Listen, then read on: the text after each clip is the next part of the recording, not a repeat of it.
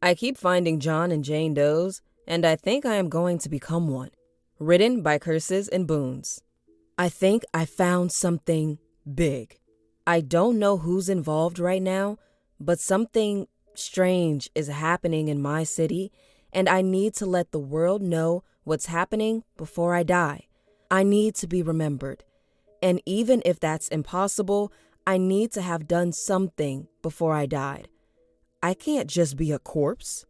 I'm not a detective by trade. I'm a security guard at a few of the local abandoned buildings around my general area. There's not a lot, just a couple of houses, an old factory, and a mental hospital. Now, I mostly don't get to do a lot of sleuthing. My supervisor has explicitly told me not to on multiple occasions.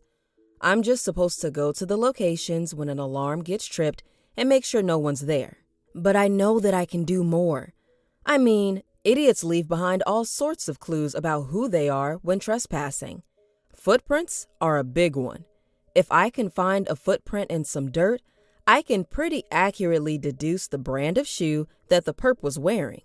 Once, I even was able to catch some local high schoolers for trespassing by going to all the beer stores in town and asking for the security footage. Mind you, my supervisor chewed me out for that, said I went too far and was only being paid to do my job.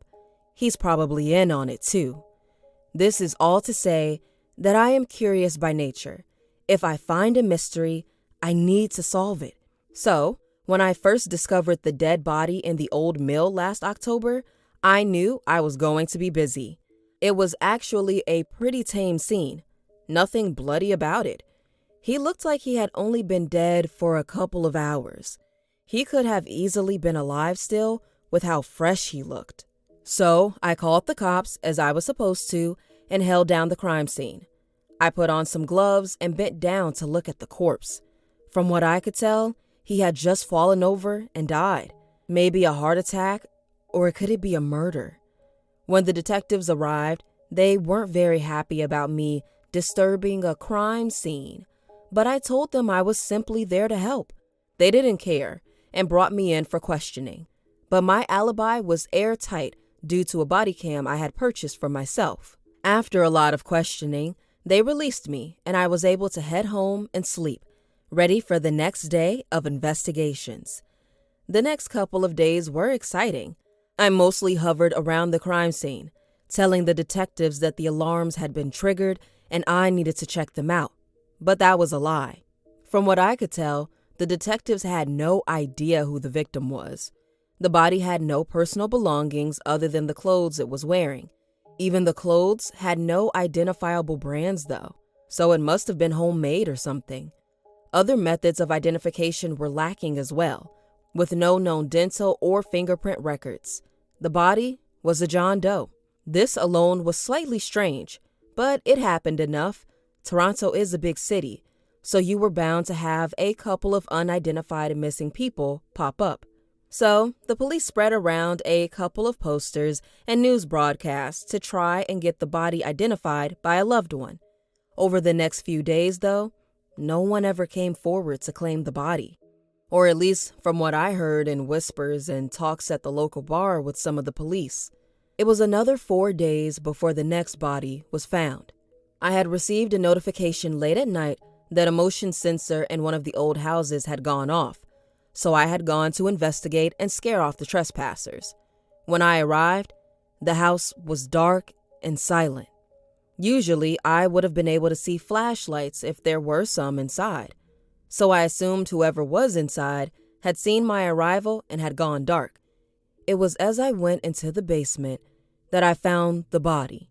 It was lying right in the center of the room, face down. I couldn't tell her exact age from where I was looking, but I could confidently guess she was in her 20s to 40s. I immediately ran over to see if she needed any help, and when I flipped her over, I swore her face moved in the dark. It was only for a moment, but it looked like her face sort of pulled itself together, like if it was all jumbled, and had finally decided on what to be right when I looked at it. The eyes seemed to stare back at me, though.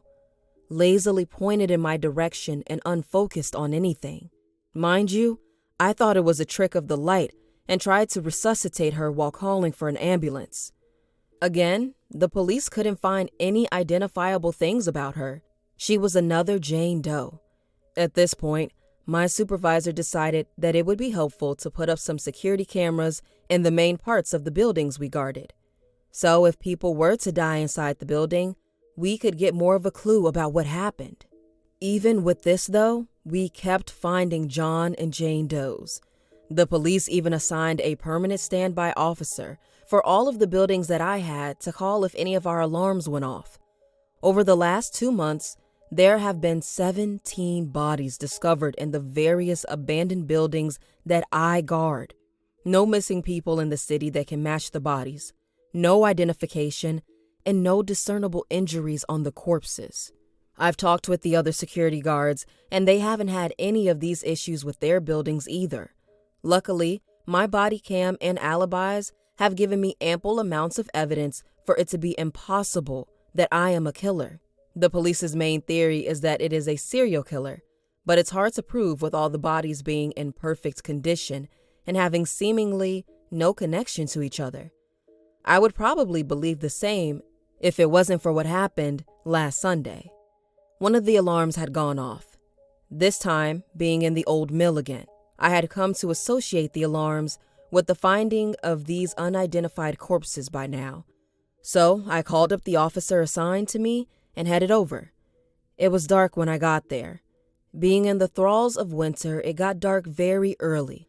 My police counterpart met me at the building's entrance. So we walked in expecting to find another body. Even with our flashlights, the building's darkness was oppressive. The old stained windows snubbed out even the small amount of natural light that could be found from the moon. It was as I rounded the corner to the back room of the factory that I realized something was wrong. My partner had been a few feet in front of me and had rounded a corner. Then when I rounded it, the officer was lying on the ground, collapsed. He hadn't made a sound to make me think he had fallen. He was just lying on the ground, completely still, in an unnatural position. His flashlight was pointing toward another body, lying face down on the concrete. From what I could tell, the John Doe was an old man, with an age that could range from his 50s to 80s.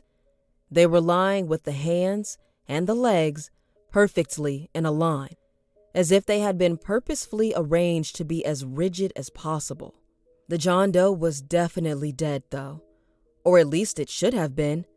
They were pale, but looked as if they had been laying there for a longer time than the other bodies we found. I don't know why I stopped and didn't move to help my partner.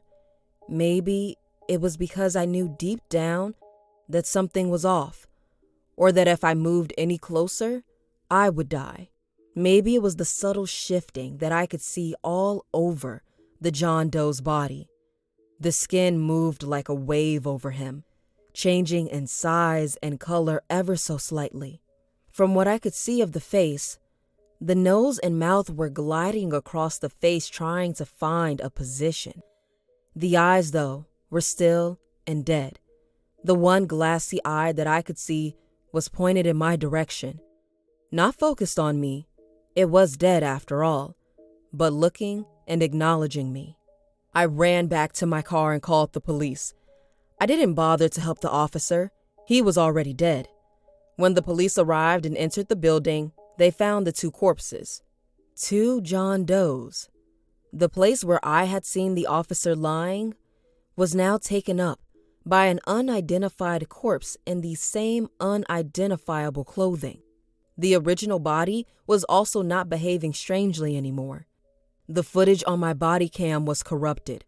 My story was discounted by the police, and my supervisor told me to take a leave for mental health. But I know what I saw. The dead body killed him. It didn't move or walk or say anything. It just killed him and left nothing behind for his family. And it would have done the same thing to me if I had done anything else but sprint out of the building as fast as I could. I've been seeing things, though. even when I am just around the town shopping. I swear I'll see someone with a moving face in the distance. But when they get closer, they appear normal. I was walking home from the bar yesterday after trying to relieve some stress when I saw it again.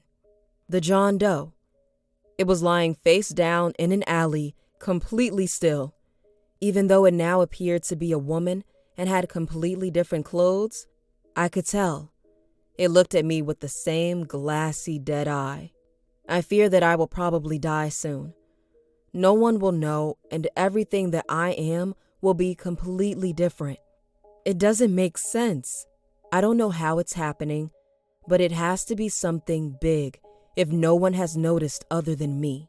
All I know is that I don't want to die alone, completely forgotten by the world. Please, if there's anything I can do, I'll do it. I just don't want to become some nameless body lying face down in an old building.